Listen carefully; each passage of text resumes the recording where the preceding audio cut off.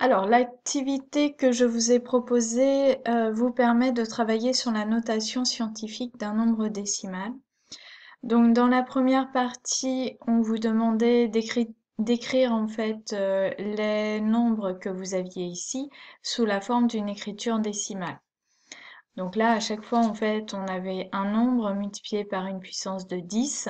Donc on avait vu qu'en multipliant par 10 puissance moins 6 le 10, il suffisait de décaler la virgule de se tirant vers la gauche. Et donc on obtenait les écritures décimales. Dans la partie 2, cette fois, on vous parle vraiment de la notation scientifique. Donc là, Baptiste propose, comme pour le virus de la fièvre jaune, d'écrire sous la forme a fois 10 puissance n, où a est un nombre décimal avec un seul chiffre autre que 0 avant la virgule. Alors, qu'est-ce que ça veut dire? Si je reviens là au début, donc là, j'ai bien l'écriture ici a fois 10 puissance n, j'ai 10 fois 10 puissance moins 6, sauf que là, on n'écrit pas la virgule, mais c'est 10,0 qui est écrit. Et là, on n'a pas un seul chiffre avant la virgule. Donc cette écriture-là n'est pas une écriture scientifique. Ici, vous voyez, j'ai 0,003 fois une puissance de 10. Alors ce nombre-là ne peut pas être une écriture scientifique. Pourquoi? Parce que on doit avoir un seul chiffre avant la virgule, mais autre que 0. Donc cette écriture-là n'est pas non plus une écriture scientifique. 2 fois 10 puissance moins 8, 2, donc la virgule, elle est ici, 2,0. J'ai bien un seul chiffre avant la virgule, et ce chiffre-là est bien différent de 0. Donc 2 fois 10 puissance moins 8, de ces trois écritures-là, est la seule écriture qui me propose une écriture scientifique. Donc là, si je reprends les différentes écritures, par exemple, de 3, donc 3, c'est aussi le résultat du produit de 0,3 par 10, mais aussi de 0,03 fois 10 au carré, c'est-à-dire 100, 0,003 fois 1000, ou 3 fois 10 puissance 0. Donc en fait, ces trois résultats-là, ces trois nombres-là, enfin tous même, il n'y en a pas que 3, tous ces nombres-là sont des écritures de 3. Maintenant, dans toutes ces écritures-là, il n'y en a qu'une seule qui est une écriture scientifique. Alors 3 ne peut pas être une écriture scientifique puisque je dois avoir un nombre multiplié par une puissance de 10. Ici, j'ai un chiffre avant la virgule qui est 0, donc ça ne peut pas être une écriture scientifique. Ici, encore moins, et là, encore moins.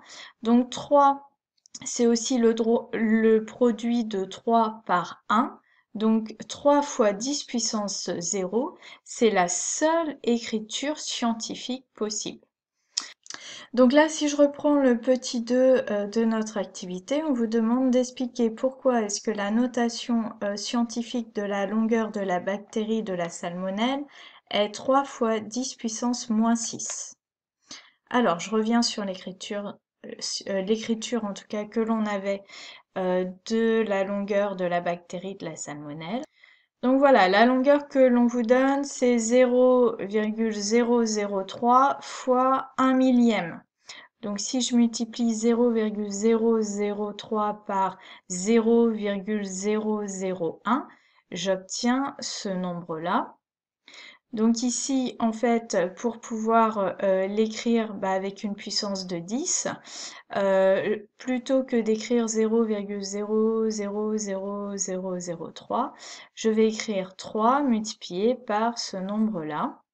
Ce nombre-là, c'est 1 millionième. Plutôt que d'écrire 1 millionième, j'écris 3 fois 10 puissance moins 6. Maintenant, la question est-ce que j'ai bien une écriture scientifique? Oui. Le nombre que j'ai, 3, c'est bien un nombre décimal avec un seul chiffre autre que 0 avant la virgule. Et ici, j'ai bien une puissance de 10. Donc cette écriture-là, c'est la seule écriture scientifique du nombre que j'avais à chaque fois ici et qui correspond voilà, à la notation de l'écriture scientifique. Donc ensuite, on demandait d'écrire en notation scientifique les autres dimensions et en dernier lieu de les ranger par ordre croissant. Alors on y va. Donc là, pour pouvoir réaliser la notation en écriture scientifique, moi je vous conseillerais à chaque fois d'écrire d'abord le nombre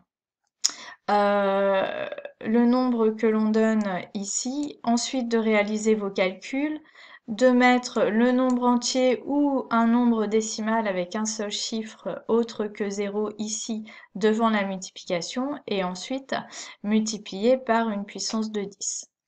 Donc là, les notations qu'on obtient, bah, c'est 1 fois 10 puissance moins 5 pour la cellule humaine, par exemple, pour la longueur de la cellule humaine. Donc là, l'intérêt, bah, c'est que pour pouvoir ranger toutes ces longueurs par ordre croissant, bah, je vais regarder d'abord les puissances de 10. Donc puis plus la puissance de 10 avec une puissance négative ici est petite, donc là j'ai moins 7, 10 puissance moins 7 qui est plus petit que 10 puissance moins 6, etc., etc. Donc le rangement par ordre croissant va être plus facile et en tout cas plus rapide. Ensuite, on vous demande de donner un ordre de grandeur de chacune des dimensions. Bon ben 1 fois 10 puissance moins 5, bon l'ordre de grandeur ça va être 10 puissance moins 5. 3 fois 10 puissance moins 6, puisqu'ici mon nombre est inférieur à 5, l'ordre de grandeur ça va être 10 puissance moins 6. Le seul qui va changer, c'est l'ordre de grandeur de la globule rouge, puisqu'ici j'ai un nombre qui est supérieur à 5. Donc pour avoir l'ordre de grandeur de 7,5 fois 10 moins 6, on est plutôt de l'ordre de 10 multiplié par 10 puissance moins 6, et donc l'ordre de grandeur est de 10 puissance moins 5. Donc voilà ce que vous avez ici justement la globule rouge qui a une longueur avec un ordre de grandeur de 10 puissance moins 5. Bon là le problème c'est que vous voyez si je suis en ordre de grandeur je n'arrive pas à donner en tout cas au niveau des tailles savoir lequel entre le bacille du tétanos et le staphylocoque ou encore la bactérie de la salmonelle, je ne peux pas comparer en fait la longueur de chacune des bactéries. Donc voilà pour le petit 2 et le 3 de notre activité. Bon, j'espère que cette vidéo vous a permis de mieux comprendre en tout cas le principe de l'écriture scientifique d'un nombre.